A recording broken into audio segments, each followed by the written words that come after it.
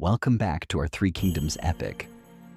In the last episode, we witnessed the winter of 208 AD, the fire at Red Cliffs. That fire burned away Cao Cao's ambition to unify the world, but it also burned two unhealable cracks into the map of China.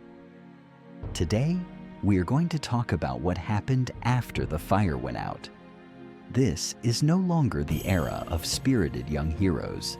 This is a story about costs and consequences. If the Battle of Red Cliffs was a glorious fever, then for the next 60 years, China entered a long, painful period of complications. Let's look at the data panel after Red Cliffs. Wei, Shu, and Wu. We call this the Three Kingdoms. In geometry, a triangle is the most stable structure, but in geopolitics, this was a suffocating cage. Why? Because around the year 220 AD, every single one of these three factions was suffering from a terminal illness.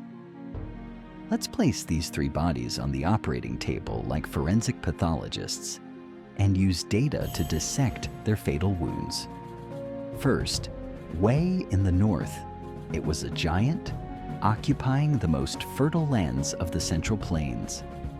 Historical estimates suggest Cao Wei controlled a population of about 4.43 million. Sounds strong, right? But look at its back. The Xianbei, the Wuhuan, the Xiongnu. The nomadic tribes of the north were staring at its spine like a pack of wolves. Cao Cao never dared to throw his full weight south, because the moment he turned his back, a piece of flesh would be torn from it. Next, Wu in the east. It sat behind the natural barrier of the Yangtze River with a population of about 2.3 million. It looks wealthy, but its body was full of parasites. The regime in the east was essentially a corporation. Sun Quan was the CEO, but the resources were controlled by the powerful local gentry clans. These shareholders only wanted to protect their own estates. They had zero motivation to conquer the north. So, Wu excelled at defense thanks to its natural barriers, but lacked the drive to launch large-scale offensives. Finally, Shu in the west. This is the one that tugs at the heartstrings.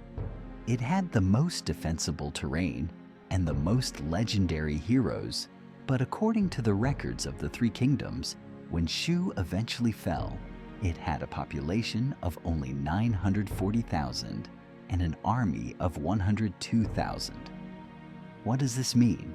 It's a desperate gap of 1 to 5. For every 5 soldiers Wei lost, it was equivalent to Shu losing just 1.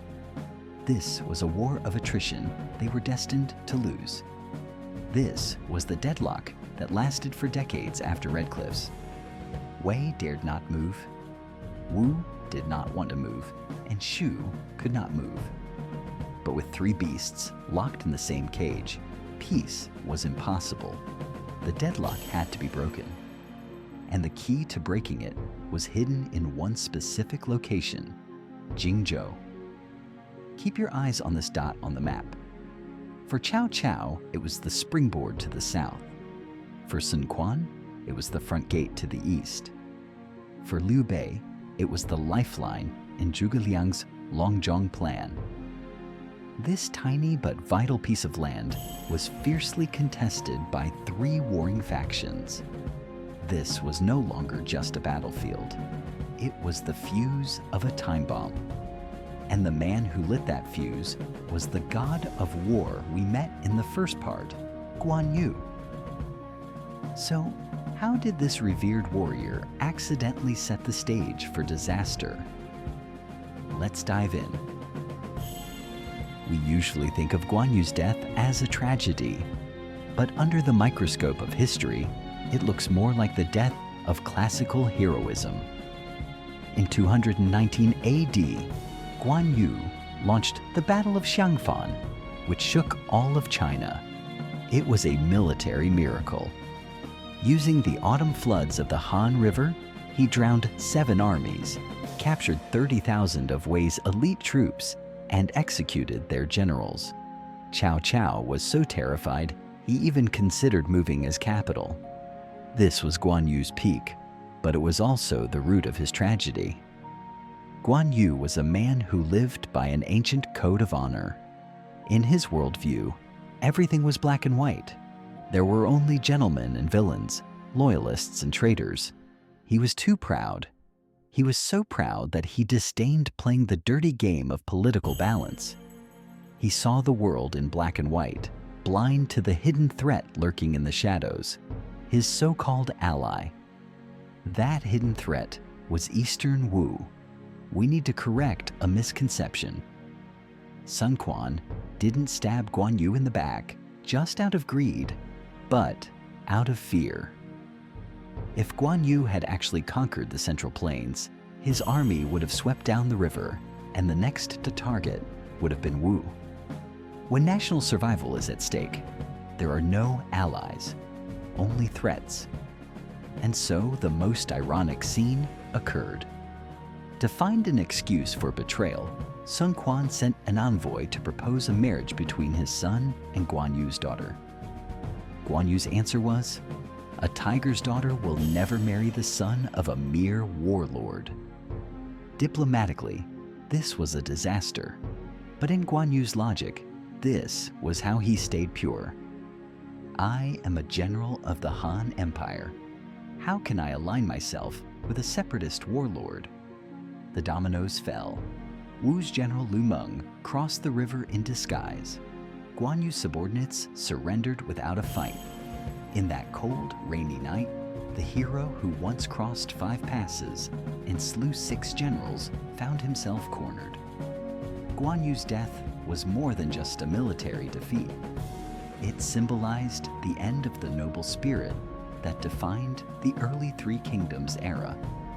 From then on, there was no more honor in this land, only naked calculation. This pain led directly to the fire of Yiling. In 221 AD, after declaring himself emperor, Liu Bei launched a massive invasion against Wu. Many say Liu Bei went mad with grief for his brother. No, Liu Bei had spent his whole life practicing restraint. This was the one time he could not hold back. In that moment, he was a monarch who needed to retake the strategic region of Jingzhou, but he was also a desperate older brother. He wanted to use a raging fire to mourn that era of idealism. But reality is cold. In 222 AD, the Wu commander Lu Xun lit a fire that burned through Liu Bei's 700 miles of camps. That fire burned away Shu's elite forces, and it burned away Liu Bei's life's work. On his deathbed in Baidi City, Liu Bei held Zhuge Liang's hand and left those famous last words, "If my son is capable, support him. If he is not, you can take the throne yourself." With Liu Bei's death, the first generation of founders exited the stage. They left their successors a shattered mess and an impossible mission. Now the stage is empty except for one man. The spotlight hits him. He holds a feather fan, but he is facing a true existential crisis. Imagine you are Zhuge Liang. Think back to Zhuge Liang's famous Northern Expedition Memorial. That wasn't just a report to the emperor. It was an old man's declaration of war against fate. What did the kingdom of Shu look like then? Exhausted and broken. Behind those words lay the devastation of Liu Bei's defeat, an army stripped of its elite, and a population of merely 940,000.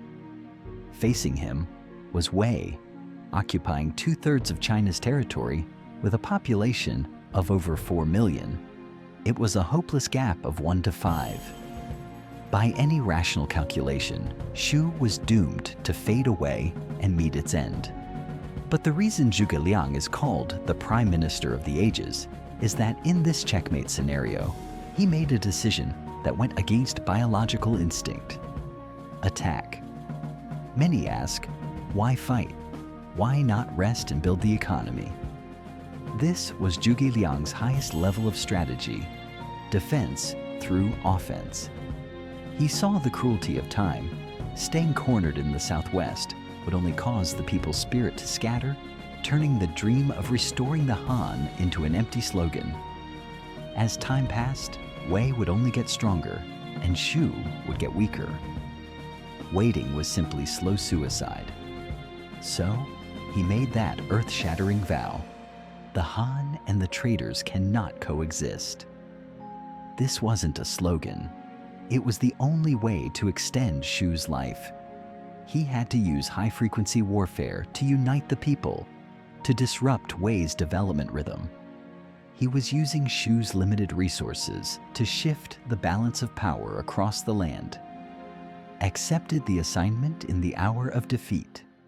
Received the command in the time of crisis. To keep this promise, he turned himself into a tireless machine. In Sichuan, he ruled by strict law and fair rewards, calculating every grain of rice and every copper coin to the extreme. In the Qishan Mountains, he invented the wooden ox and flowing horse for transport and improved the repeating crossbow, using technology to bridge the gap in manpower. On this road of defying destiny, he met his destined rival, Sima Yi. The battle between these two was fascinating, not because of tactics, but because of a misalignment of souls. Zhuge Liang was the peak of idealism. He believed in loyalty, in oaths, and that man could conquer heaven. Sima Yi was the peak of realism. He believed in power, in interest, and in going with the flow. During the standoff at Wuzhang Plains, no matter how Zhuge Liang challenged him, even sending him women's clothes as an insult, Sima Yi simply refused to come out. Why? Because Sima Yi saw Zhuge Liang's hand. He said, "He eats little and works too much. How can he last long?" Sima Yi knew. You, Zhuge Liang, are a god. Your formations are unmatched. But I don't need to beat you on the battlefield. I just need to follow the laws of nature and wait for you to burn out.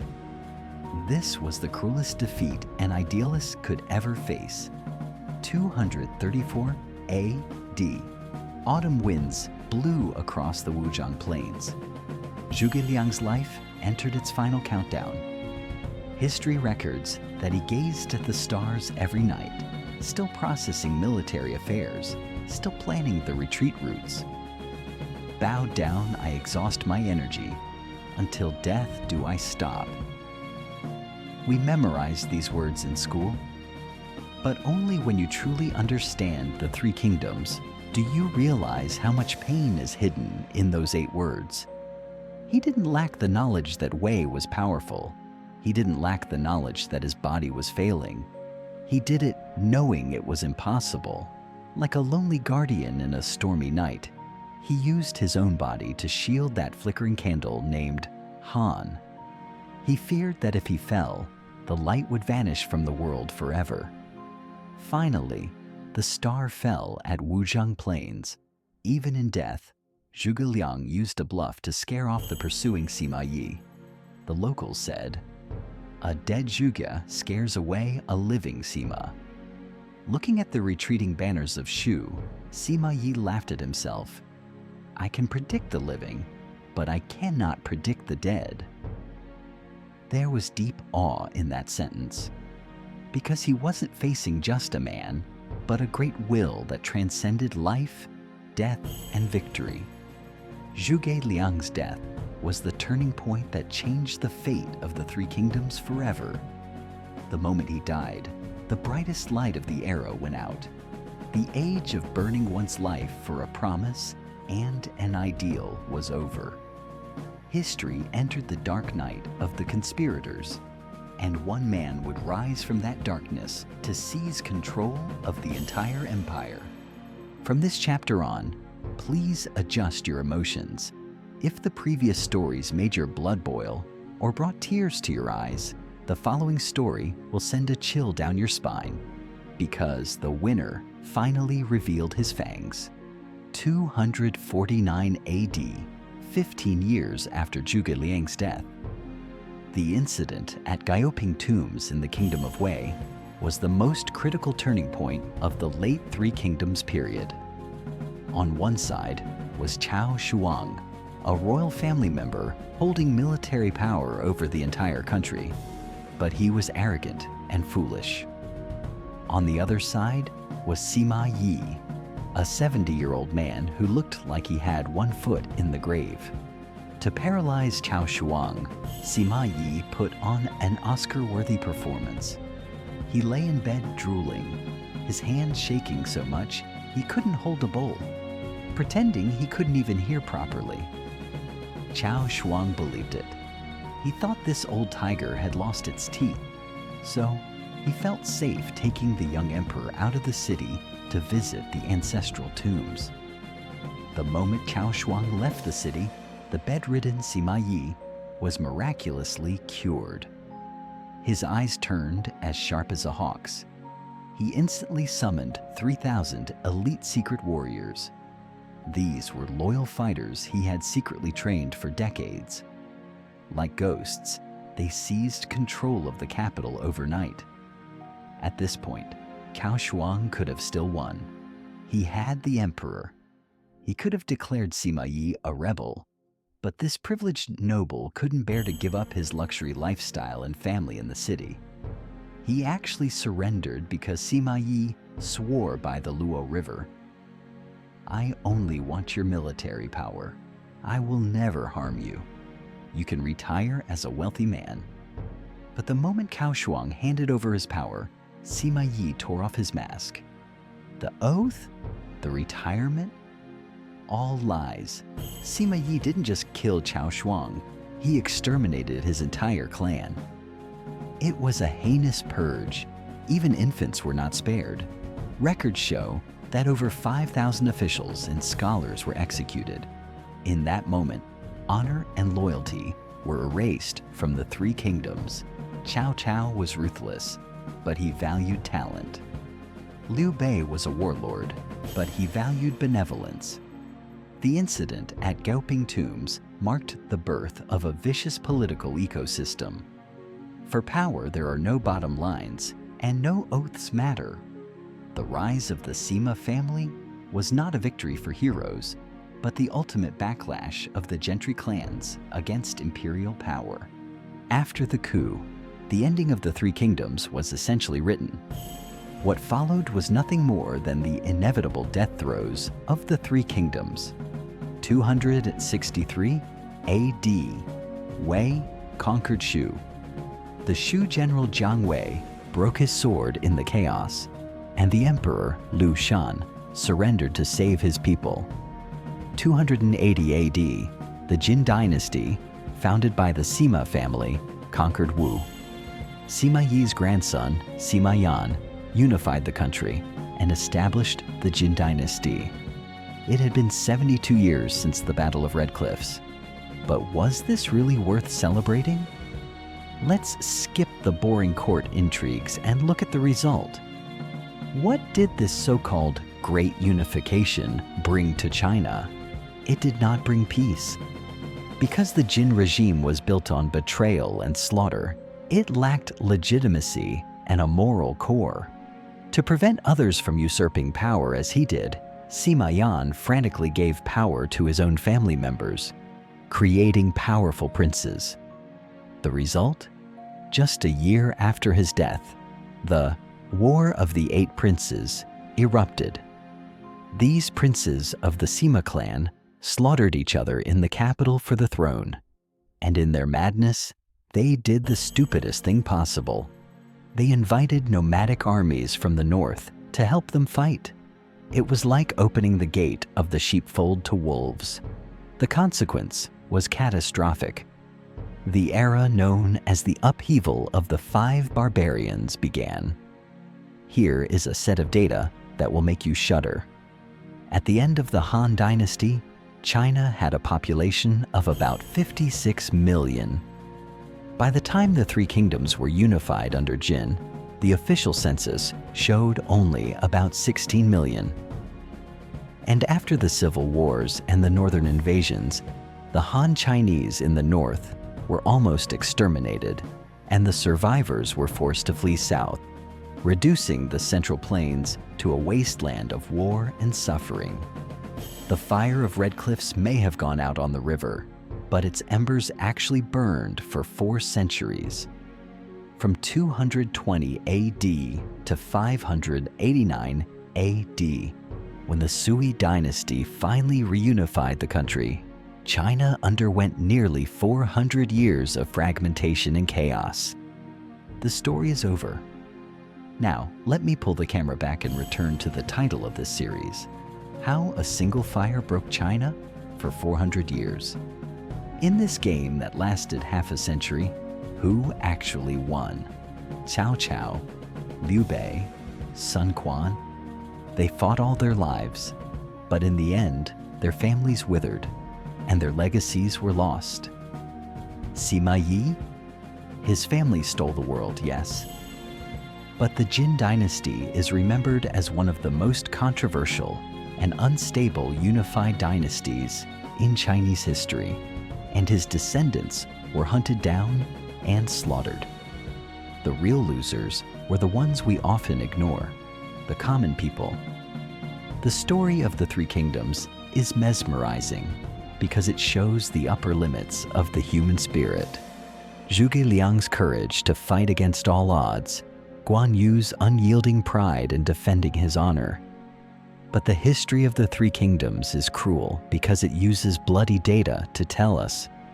The cost of division is always paid by the ordinary people. That fire at Red Cliffs was lit in the winter of 208 AD. It burned down the old order, but it failed to give birth to a new hope. It wasn't until 400 years later that another great era, the Sui and Tang dynasties, truly rose from the ashes and ruins. Thanks for sticking with us till the end. If you love this deep dive forensic take on history, hit like and subscribe. Now that we finished the autopsy of the Three Kingdoms, which dynasty do you want to see on the operating table next? See you in the comments.